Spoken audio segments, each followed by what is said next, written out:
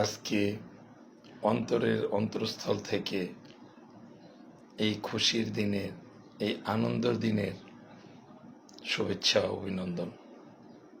ঈদ মোবারক। আমি আসলেই কাউকে লিখিতভাবে ঈদের শুভেচ্ছা দিতে পারিনি, তাই চিন্তা করছি বয়েজে এসে সবাইকে ঈদের শুভেচ্ছাটা জানিয়ে দিই। এইমাত্র নামাজ পড়ে আসলাম, নামাজ পড়ে এসেই আমি বয়েজে সবাইকে ঈদের শুভেচ্ছা বিনিময় করলাম। যে যেখানে আছেন আশা করি সবাই ভালো আছেন। আমি আপনাদের দোয়ায়, আল্লাহর রহমতে, আল্লাহর অশেষ মেহেরবানিতে আমাদের 1 মাস শ্যাম সাধনার পর আমরা আজকে এই খুশির দিনটা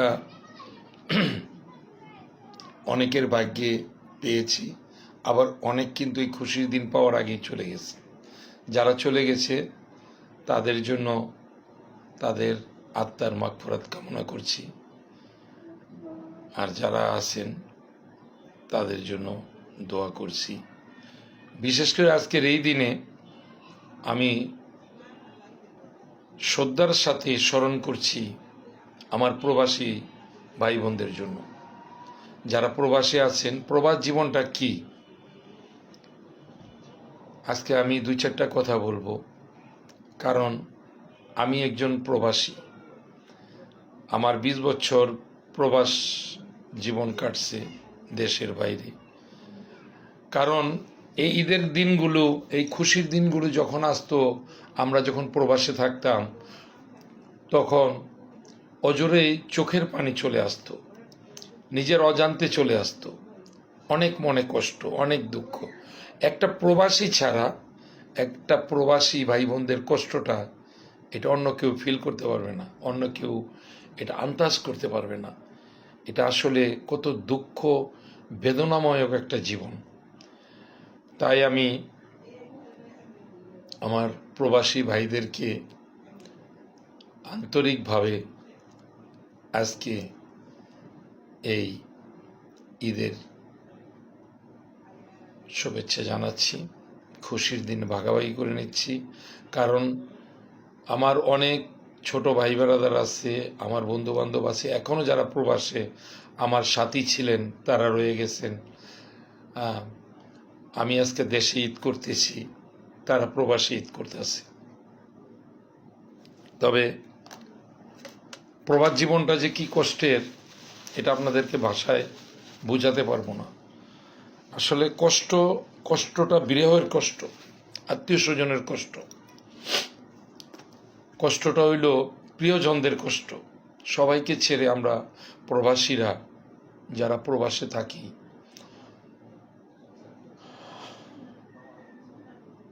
আসলে বলতে পারছি না কি যে একটা বেদনাদায়ক, কি যে একটা কষ্টের জীবন। একমাত্র যারা প্রবাস করছে, যারা প্রবাসী ছিল, তারাই বলতে পারবে। তাই আমি আজকে সবাইকে, আমার প্রিয় দেশবাসীদেরকে একটা কথাই বলবো, যে আমরা মুক্তিযোদ্ধাদেরকে যেভাবে সম্মান দিয়েছি, আমরা প্রবাসীরা রেভিডেন্ট যোদ্ধা,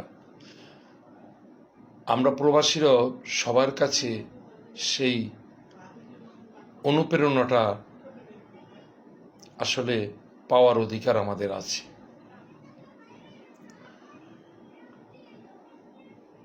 আমরা অনেক জায়গায় অবহেলিত। তো আমি সরকারকে এবং দেশে যারা আছেন সবাইকে অনুরোধ করব, আমি সরকারি কর্মচারী যারা আছেন প্রবাসীদেরকে শ্রদ্ধা ও সম্মানের চোখে দেখার জন্য, এবং প্রবাসীদের জন্য, প্রবাসীদের ভবিষ্যৎ সুদৃষ্টি নেওয়ার জন্য,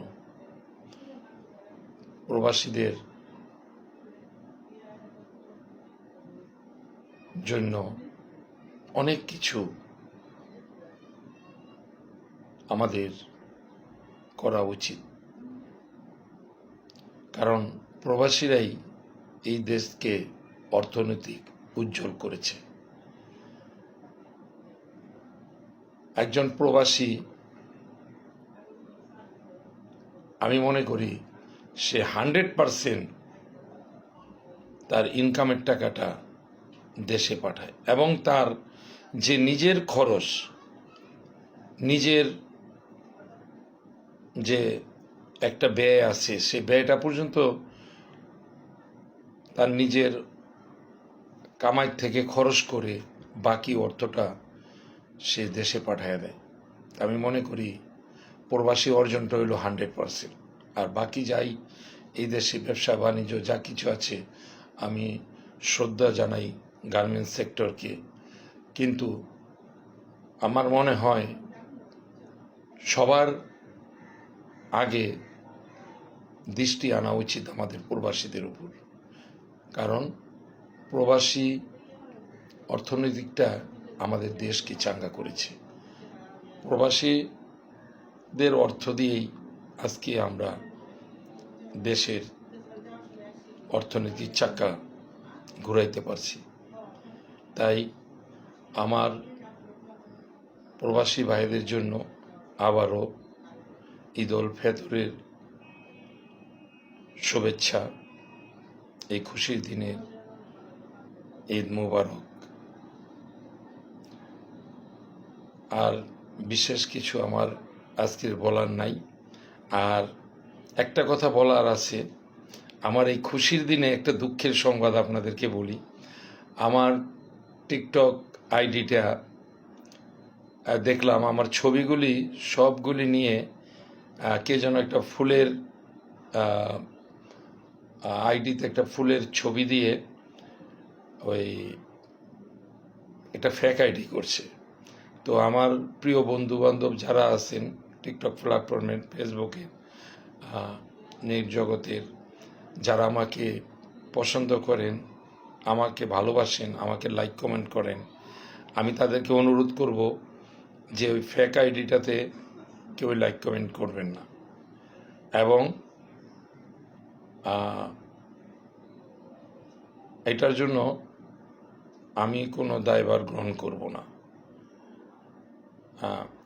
করতেই পারে অনেকে চুরি করে আরেকজনের ফেক আইডি খুলে তার পিকচার ব্যবহার করে অনেক কিছু করে, যেটা হরহর চলতেছে। এই জন্য আমি সবাইকে ভয়েসে জানায় দিলাম যে আমার ছবিগুলি নিয়ে একটা ফেক আইডি তৈরি হয়েছে, সেটার থেকে আপনারা সাবধান থাকবেন। তো আমি সবার থেকে আবারও ঈদের শুভেচ্ছা জানিয়ে বিদায় নিচ্ছি। আসসালামু আলাইকুম, ঈদ মুবারক। সবাই ভালো থাকবেন, সুস্থ থাকবেন, আমার জন্য দোয়া করবেন, আমি আপনাদের জন্য দোয়া করব। আসসালামু আলাইকুম।